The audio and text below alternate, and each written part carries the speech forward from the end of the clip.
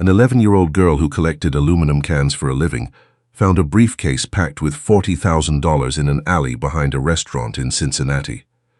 That money could have bought her mother the medication that had become impossible to afford. She didn't take a single bill. She thought about the person who had lost it. How frantic they must be, and dragged that briefcase 12 blocks through January wind to the police station. That one choice, made in the cold by a girl in a coat 2 sizes too big, cracked open a fraud that would have buried an honest man and changed 3 lives in ways none of them saw coming. The cold in Cincinnati in January didn't come gradually. It arrived all at once, like a decision already made. Josie Calder felt it in her fingers first, then her knees, then somewhere in her chest that wasn't quite a physical place. She pushed her collection cart along the back edge of Central Parkway, checking the bins behind the Italian place on Vine, the Lebanese spot that threw out whole bags of bottles on Tuesdays, the Thai restaurant that always left its recycling loose and unsorted near the service door. The cart had a bad wheel that pulled left no matter what she did, so she'd learned to push right and let the drag correct itself. She was 11 years old, and she had learned a lot of things like that. Her name was Josie. She wore a blue knitted hat her grandmother had left behind when she passed, and a coat that had fit her last winter but now left 2 inches of wrist exposed above her gloves. She didn't complain about the coat. There was no one to complain to and no good place to get a new one right now. Her mother, Nettie, was home. Nettie Calder was 38 years old and had worked commercial cleaning shifts for 16 years without missing a single one. Then 8 months ago, her left side went quiet. The doctors called it a transient ischemic attack, which sounded less frightening than it was. Her arm still worked, mostly. Her leg was slower. Her memory for faces was intact, but her memory for numbers had developed gaps she kept trying to fill with sticky notes on the cabinet above the sink. She hadn't been able to go back to work. The disability checks were late half the time and not enough the other half. The prescription on the kitchen table was for a blood thinner. $280 for a 30-day supply. Josie had looked up the price herself. She knew the number exactly. She turned down the alley beside an old brick warehouse and stopped. The shadow near the dumpster was the wrong shape. She stepped closer. A briefcase, dark brown leather, not the cheap kind, lying on its side in the gap between the dumpster and the wall, as if it had been shoved there in a hurry. The clasp was shut. The handle was intact. It did not belong in this alley any more than a piano would. Josie crouched down. The leather was cold and smooth. She lifted it. Heavy. Her stomach made a sound that startled her, loud in the quiet alley, and she was embarrassed by it, even though there was no one there to hear. She set the briefcase down and undid the clasps. Inside, money. Banded stacks of it, 20s and 50s, more than she had ever seen outside of a movie. Underneath the stack sat a manila envelope and a cell phone with a cracked screen and a dead battery. The world went very quiet. Even the bad wheel on her cart stopped its complaining. Josie sat down on the cold ground, back against the dumpster, and looked at the money for a long time without touching it. She thought about the prescription on the kitchen table. She thought about the phone call from the pharmacy last week, the woman on the other end kind and apologetic, and the way Nettie had hung up and stood at the window for 20 minutes after, without saying a word. She thought about the hot dogs they'd split for dinner, 3 nights in a row, each one cut carefully in half because halves lasted twice as long. She thought about the way her mother used to hum while she cooked, back when standing at a stove for an hour wasn't an act of sheer concentration. She thought, I could fix everything right now. She looked at the money. And then a different memory pushed through. She was 8 years old. She had found a $5 bill on the sidewalk and kept it without saying anything. Nettie had known somehow, the way mothers know things they have no reasonable way of knowing. She hadn't been angry. She had sat Josie down at the kitchen table and spoken quietly. That bill has somebody's name on it, sweetheart. Not yours. There's a kind of tired that comes from carrying what doesn't belong to you. I don't want that kind of tired for you. Josie looked at the money until she couldn't look at it anymore. She closed the clasps. It's not mine, she said out loud, to no one, to the cold air and the smell of the dumpster and the gray sky above the alley walls. The words came out of her like something she had forced up from a locked place. Her hands were still shaking when she slid the briefcase into her cart beneath the empty bottles and cans. She started walking. The police station on Ezard Charles Drive was 11 blocks. Her mother had pointed it out once on a bus ride, back when they still took buses regularly. Josie's shoulders burned before the third block. The cart dragged left the whole way and the bad wheels shrieked against the pavement. She passed a woman walking 2 dogs who glanced at her and then away. She passed a man outside a corner store who watched her for nearly half a block before he went back inside. On the 8th block, she heard footsteps behind her. Not close, not running, just keeping pace. She did not look back. She kept her eyes forward and her grip on the cart handle tight. Her breath was coming in short, shallow pulls, clouding in front of her face. She turned onto a busier street where there were streetlights and passing cars and other people. The footsteps slowed. She didn't stop moving until she reached the glass doors of the station, and when the warm air inside rushed over her, it felt like something she had been owed for a very long time. 2 officers looked up from the front desk. One was a woman with gray-streaked hair and reading glasses pushed up on her forehead. Her nameplate said Coles. Josie wrestled the briefcase out of her cart and put it on the counter. Her arms felt hollow. "I found this in the alley on Vine," she said, "behind the restaurant. I didn't take anything from it." Officer Brenda Coles looked at the briefcase, then at the girl. "How old are you, honey?" 11. Coles pulled the case to her side of the counter and opened the clasps. Her expression didn't change much, but she went very still in the way that meant something had registered deeply. "You carried this here yourself?" "Yes, ma'am." Coles looked at her for a long moment. Then she said, in a voice that was careful and plain, "You did a good thing." She said it like she meant it, and wasn't sure Josie had heard it enough lately. Josie had not heard it enough lately. Her eyes filled before she could stop them. She blinked hard and looked at the floor. 40 minutes later, after Josie had given her statement and worked through 2 cups of hot cocoa from the machine in the hallway, Coles came back with a folder and a different look on her face. "The briefcase has been logged as recovered property," she said. "There was a report filed for it this morning. We'll be contacting the owner." "Is he going to be okay?" Josie asked. Coles considered the question. "I think he'll be relieved," she said. "Do you have someone who can walk you home?" There wasn't. Josie walked herself. Aldous Mercer was 58 years old and had built Mercer Distribution the way boring, necessary things get built. Slowly, contract by contract, 1 sleepless night at a time. 500 employees. Logistics and supply chain work for mid-size retailers across 6 states. He was not flashy about any of it. He liked the work itself more than what it had given him, which he knew was unusual, and which he kept mostly to himself. He was in the middle of a conference call he didn't need to be on when an unknown number rang on his cell.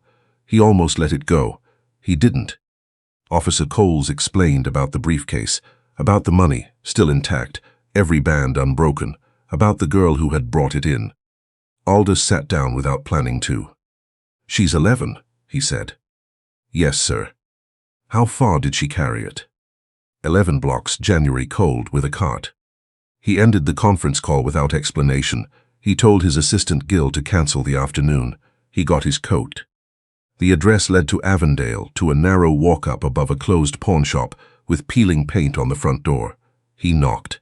The girl who opened it was small for 11, with serious eyes and a blue wool hat still on her head indoors. She looked at him the way children look at adults when they've learned not to assume good intentions as a default. "I'm Aldous Mercer," he said. "The briefcase was mine. I came to thank you." Josie looked past him at the stairwell, then back at him, making some quiet internal judgment. Then she opened the door wider. The apartment was clean in the way that takes real effort. Old furniture arranged with care, nothing wasted. On the kitchen table, a prescription bottle and a half-finished cup of tea gone cold. On the couch, a woman with the same shape of eyes as Josie, older and slower but cut from the same cloth. "Mom," Josie said, "this is the man whose briefcase I found." Nettie Calder started to stand. Her left leg made it complicated. She hadn't made it all the way up before Aldous said, "Please don't," and pulled a chair around so he could sit at her level, as if that had been his preference all along. He stayed for nearly an hour. He asked about Josie, and then about Nettie, and then, Because he had grown up the kind of man who noticed things and didn't look away from them, he asked about the prescription on the table. Nettie said they were managing fine. Josie stood in the kitchen doorway and didn't say anything. She didn't need to. The space around the word fine said plenty. Aldous drove back to Norwood with his hands tight on the wheel and a question sitting in the passenger seat beside him that hadn't been there before. The briefcase had held $40,000 in off-book cash. He knew it was there. What he did not know was who had moved it out of its holding line and why it had ended up in an alley on Vine Street instead of being returned to the account it came from. He called Gil before he reached the parking garage. "Pull everything that moved through the Vane discretionary line," he said, "last 60 days. There was a brief pause. "All of it." "All of it." Prescott Vane had been with Mercer Distribution for 11 years, CFO. The man Aldous trusted with the numbers he didn't have time to watch personally, which was most of them. He had a gift for making complexity look manageable and a particular talent for the kind of reassurance that never quite invited follow-up questions. Aldous had called it efficiency for a long time, because it looked exactly like efficiency from the outside. The logs Gil sent him that evening told a quieter story. A withdrawal of $40,000 from a discretionary holding line, an authorization signed by Prescott Vane, a matching deposit into a vendor account for a company called Greenvault Consulting that appeared nowhere else in the system. Aldous spent 2 hours trying to find Greenvault Consulting. The address led to a mailbox store. The registered agent was a name that matched no one in his employment records. The payments had been running for 14 months, small, patient, invisible unless you knew which thread to pull. He was at the office at 6 the next morning. Prescott arrived at 8:15, saw Aldous at the conference table with the printed logs in front of him, and smiled the way he always smiled, warm and without effort. Aldous pushed the papers across the table. Prescott's smile stayed but moved wrong, like something holding it had come slightly loose. He looked down at the logs and said, slowly, "This is the discretionary account. That's my line to manage." "Tell me about Greenvault," Aldous said. A pause. 3 seconds, Aldous counted them.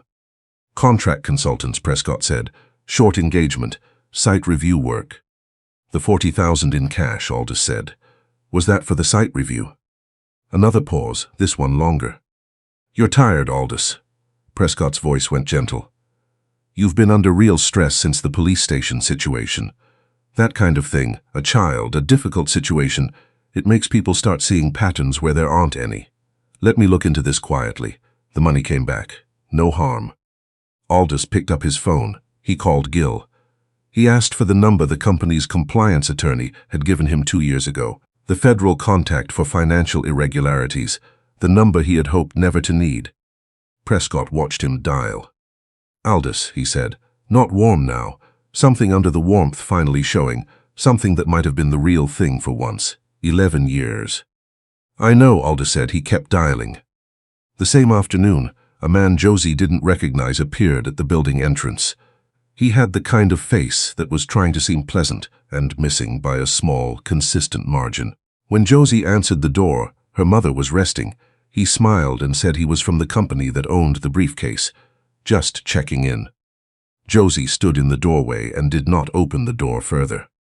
"Who sent you?" she said. The man blinked. He had not expected that question from an 11-year-old standing in a wool hat. "We just want to make sure everything's okay," he said. "Maybe get a little more information about exactly where you found it, whether you mentioned anything to anyone besides the police." Josie looked at him for a long moment, long enough to make him shift his weight. "I told the police everything," she said. "I don't have anything else," and she closed the door. She stood on the other side of it and listened to his footsteps go back down the stairs. Her heart was going fast, but her hands were steady. She picked up her mother's cell phone and called the card Aldous had pressed into her hand the day before. He picked up on the second ring. She described the man, what he'd asked, what he'd wanted to know. On the other end of the line, Aldous went quiet for 3 full seconds. "Don't open the door for anyone you don't recognize," he said. "I'm calling someone right now. Don't worry, Josie." He called a federal agent named Tara Goss, Financial Crimes Division, who turned out to have been watching Mercer Distribution's accounts for 6 weeks as part of a broader inquiry into fraudulent vendor payments in the logistics sector. She had been waiting for a reason to move. An 11-year-old girl declining a quiet payoff, described over the phone by a visibly shaken Aldous Mercer, was reason enough. Within 36 hours, Prescott Vane's system access was revoked. His files were sealed. Greenvault Consulting, along with 4 other shell entities nested inside his CFO permissions like quiet parasites, was frozen. 14 months of careful embezzlement, a shade over $200,000 in total, was on its way to becoming a federal case. The man who had come to Josie's door was traced through security camera footage at the corner bodega.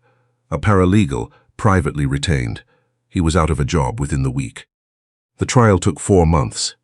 Prescott sat at the defense table in a gray suit, very still, nothing like the man who had filled every room he walked into for 11 years. The overhead screens showed the shell companies, the amounts, the dates, the authorization signatures in his handwriting. Gill testified. Agent Goss testified. Aldous took the stand and spoke carefully and without looking at the defense table. The verdict was not surprising. What surprised Aldous was how little he felt when it came. Not relief exactly, not satisfaction. More like a door finally closing on a room he'd been avoiding looking into directly. He walked out of the courthouse into February light and stood on the steps for a moment, not quite ready to move. Then he drove to Avondale. Nettie Calder was sitting at the kitchen table when he arrived, not lying on the couch, not propped against pillows. Sitting up straight, hands around a coffee mug, back square, the left leg that had given her so much trouble crossed at the ankle like it belonged to her again. "The physical therapist says she's ahead of schedule," Josie announced from the kitchen, with the matter-of-fact pride of someone reporting a fact that pleases them deeply, but that they will not embellish. "Don't let her oversell it," Nettie said, but she was smiling. "I'm not running any races." "You walked to the corner yesterday without holding anything," Josie said. Nettie looked down at her coffee and did not argue. The medical bills had been sorted. Aldous had connected Nettie with a specialist the week after his first visit, and a contact in disability law had helped untangle the claim backlog that had been stalled for months. The prescription was filled.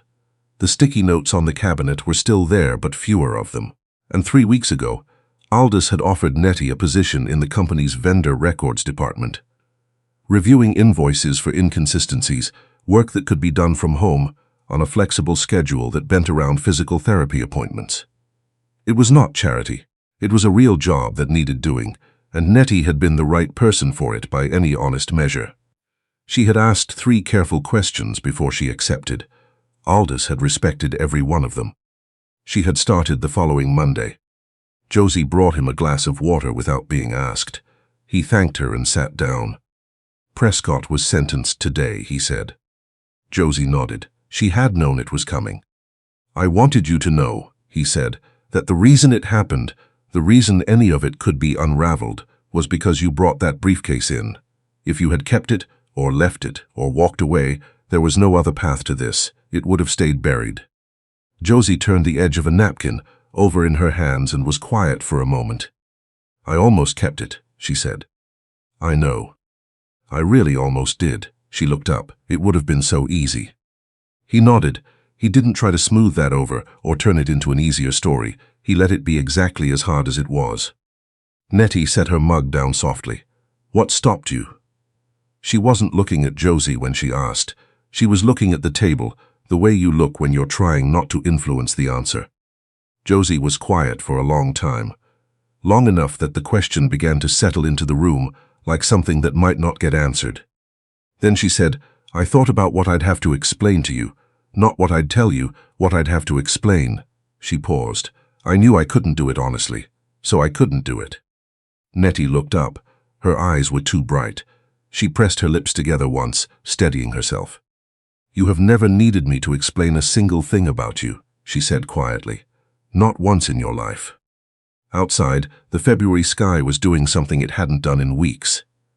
The gray had cracked in one corner, and real light was coming through, still cold at its edges but carrying something underneath the cold, some early promise that was too fragile to name, yet but unmistakably there. It came through the kitchen window in a long stripe, and fell across the table between them, touching the coffee mug, the stack of sorted mail, the prescription bottle that was no longer running low. Josie watched the light move. She had kept the old coat. It was in a bag in the closet.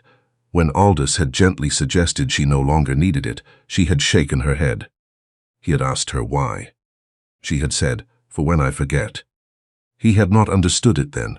He thought he understood it now. She meant for when things felt permanent, warm and solid and finally reliable. She wanted something she could put her hand on that would remind her they had not always been, that she had stood in a cold alley with $40,000 and an empty stomach and chosen anyway. Not because someone had promised her it would work out. Not because she was certain of anything at all. Because her mother had handed her something years ago, in the form of a sentence spoken at a kitchen table, and Josie had carried it through the hardest night of her life, and it had not broken. What doesn't belong to you will never bring you peace. It had brought her something else entirely. If this story stayed with you, tell us what you'd give it in the comments. We read everyone. And if Gentle Heart is new to you, subscribe and ring the bell so you don't miss what's coming next.